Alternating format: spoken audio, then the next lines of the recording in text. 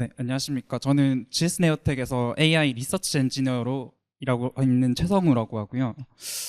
네, 감사합니다.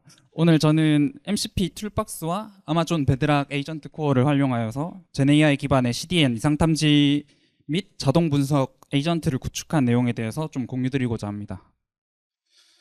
저희 회사는 클라우드 MSP 사업만 하는 것으로 알고 계시는 분들이 많은데 국내 미디어, 포털, 쇼핑몰, 게임 등 다수의 대형 고객들 대상으로 CDN 서비스를 제공드리고 있는데요.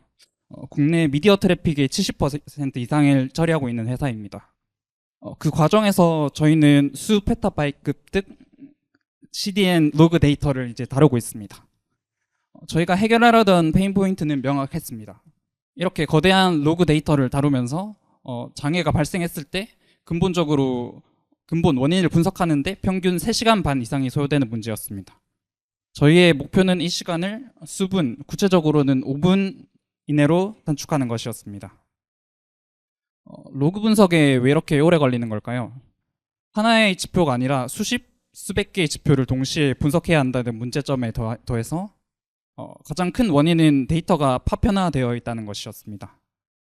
장애 원인을 찾으려면 시계열 데이터베이스인 빅토리아 매트릭스, 로그 검색용 오픈서치, RDB인 포스트그레스QL, 그리고 트리노 등 여러 시스템의 데이터가 흩어져 있는데 이러한 문제는 더 시스템들이 각기 다른 쿼리 언어를 사용한다는 점입니다.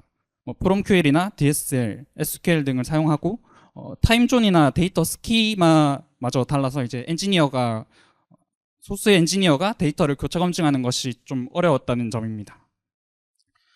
그래서 저희의 목표는 단일한 인터페이스, 자연어 챗을 통해서 이 모든 파편화된 데이터 소스를 상관 분석하고 5분 내에 근본 원인을 제시하는 AI 에이전트를 구축하는 것이었습니다. 이를 통해서 장애를 미리 탐지하고 혹여나 이제 장애가 발생하더라도 원인을 좀 빠르게 찾을 수 있고자 했습니다. 이 목표를 달성하기 위한 기술로 저희는 NL2SQL, 즉 자연어를 DB 쿼리로 변환하는 기술을 사용했습니다. 누구나 이제 자연어로 데이터에 질문을 하고 답을 얻게 하는 것인데요. 근데 이러한 단순 네이티브 MCP 기반의 NL2SQL 접근 방식은 예를 들어서 그냥 LMM이 직접 DB 스키마를 탐색하고 여러 번 쿼리를 돌리면서 최종적으로 답을 찾는 그런 방식은 복잡한 시나리오가 들어왔을 때 토큰 소모량이 크고 레이턴시가 길어지고 DB에 전체 쿼리를 보내다 보니까 부하를 증가시키는 등의 비효율적인 방식이라고도 볼 수가 있었습니다.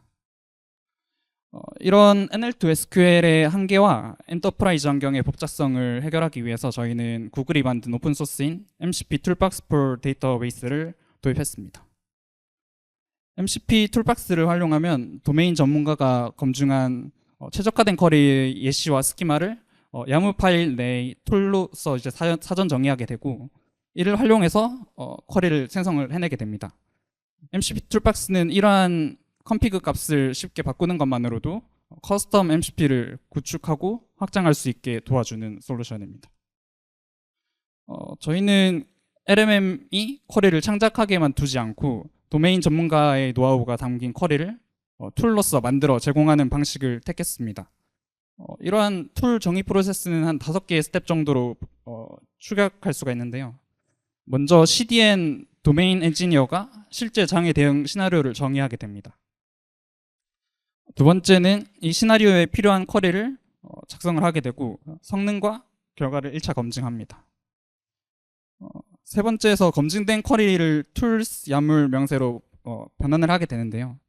가장 중요한 것이 이 과정에서 description을 잘 적는 것입니다. 로그 조회 같은 모호한 설명이 아니라 어떤 특정 도메인에 500에러 로그 직게시 사용을 하도록 하는 그런 명확하고 상세하게 작성된 디스크립션이 작성이 되어야 LMM이 툴을 정확하게 선택할 수가 있습니다. 네 번째에서는 에이전트가 이 툴을 잘 선택하고 파라미터를 잘 추출하는지 2차 검증을 하게 됩니다. 만약에 툴을 잘못 선택한다라고 했을 때 LMM이 더 잘 이해할 수 있도록 디스크립션과 그거 외에 뭐 네임이나 그 파라미터 같은 기타 스키마를 수정해서 이 과정을 반복을 하게 되는 것입니다. 실제로 동작하는 예시인데요. 사용자가 IP, 레퍼러, URL을 수집해줘라고 요청을 했을 때 단순 전체 조회 툴로만 이걸 만들게 되면은 쿼리 시간이 뭐 한 4분 정도 걸리고 데이터가 너무 많아서 베드락의 컨테스트 윈도우를 초과하거나 혹은 에이전트의 통신에서 타임아웃이 발생하는 데 등의 문제가 발생하게 됩니다. 그래서 저희는 그냥 단순 쿼리를 보내는 게 아니라 트렌드나 혹은 기간 단위의 정보를 추출하기 위해서 이 어그리게이션, 집계 쿼리로 변환해서 툴을 만들었습니다. LMM에게는 원본 데이터가 아닌 분석과 요약이 가능하도록 해상도가 조장된 이 집계 데이터를 전달하는 것이 이 프로세스의 핵심이라고 볼 수 있습니다. 이 부분은 집계 쿼리를 수행하기 위한 툴스 컨피그의 일부입니다. 최종적으로 산재되어 있는 DB들로부터 로그 데이터에서 취합해서 화면과 같은 형태 트래픽 추세 분석 보고서를 작성한 예시의 일부를 보여드리고 있습니다. 이렇게 고객 정보가 좀 많이 포함되어 있다 보니까 전체 부분을 공개해드리지 못하는 점 좀 양해 부탁드리겠습니다. MCP 툴박스는 NL2 SQL 툴 작성 외에도 커넥션 관리나 보안 인증 혹은 스키마 동기화 등의 엔터프라이즈 환경에서 복잡한 운영 과제들을 단순화시켜주는 오픈소스입니다. 이것이 이제 저희의 아키텍처라고 볼 수 있는데요. 클라이언트 요청을 에이전트 코어 런타임에서 서버리스 형태로 동작하는 스트랜지 에이전트가 받고 그 스트랜지 에이전트는 아마존 베드락의 클로드 소넷을 연결해가지고 호출을 하게 됩니다. 그리고 최종적으로는 MCP 툴박스를 통해서 분산된 DB에 최적화된 쿼리를 보내고 실행하는 구조입니다. 그런데 이렇게 구성을 했을 때도 새로운 병목에 부딪혔습니다. 대응 시나리오가 조금 적었을 때는 문제가 없지만 10개에서 50개까지 늘어나자 이 LMM이 선택해야 될 툴의 개수가 늘어나게 되는 것인데요. LMM이 수백 개의 툴 목록 전체를 검토해서 올바른 툴을 찾는 데 시간이 오래 걸리고 프롬프트 토큰 사용량 또한 좀 증가하는 문제가 있었습니다. 이러한 문제를 해결하기 위해서 저희는 에이전트 코어 게이트웨이를 도입하게 됐습니다. 게이트웨이에도 이제 다양한 기능이 있는데 저희가 주로 사용한 것은 시멘틱 서치 기능입니다. 게이트웨이에 MCP 툴스를 타겟으로 이제 연결을 하게 되면 모든 도구의 이름과 디스크립션, 파라미터 등이 메타데이터가 이제 벡터 임베딩으로 변환이 되고 또 저장이 되게 됩니다. 그리고 쿼리가 인입되었을 때 가장 유사도가 높은 도구 리스트를 반환하게 되는 것입니다. 기존에는 LMM이 수백 개의 모든 툴을 검토를 했다라고 하면 저희가 이제 해결한 것은 이제 에이전트 코어 게이트웨이가 먼저 사용자의 질문을 받아서 시멘틱 검색을 수행을 하게 됩니다. 그리고 가장 관련성이 높은 일부 툴만 추려서 LMM에게 전달을 하게 되는 것입니다. 이로써 LMM이 할 수 있는 그 작업량을 획기적으로 좀 줄이면서 툴 선택의 속도와 정확성을 모두 잡을 수 있게 되었습니다.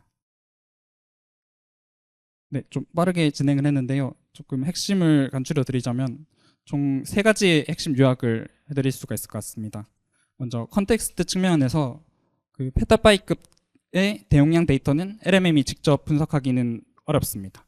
그래서 사전 정의 툴을 툴박스를 통해서 구축해서 분석을 하는 방향을 저희가 택했고요.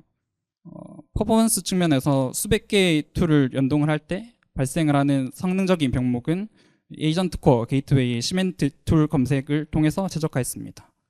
그리고 세 번째 퀄리티 측면에서 에이전트의 어떠한 품질 일관성을 위해서 시나리오를 작성하고 또 평가하는 과정에서 그 도메인 전문가의 의견이 가장 중요하다라는 얘기를 드리고 싶었습니다. 네, 시간이 좀 제한적이어서 많은 부분을 충족하면서 좀 설명을 드렸는데 다음 주 AWS 하이랜더 행사에서 이거와 관련해서 좀 더 자세한 발표가 있을 예정인데요.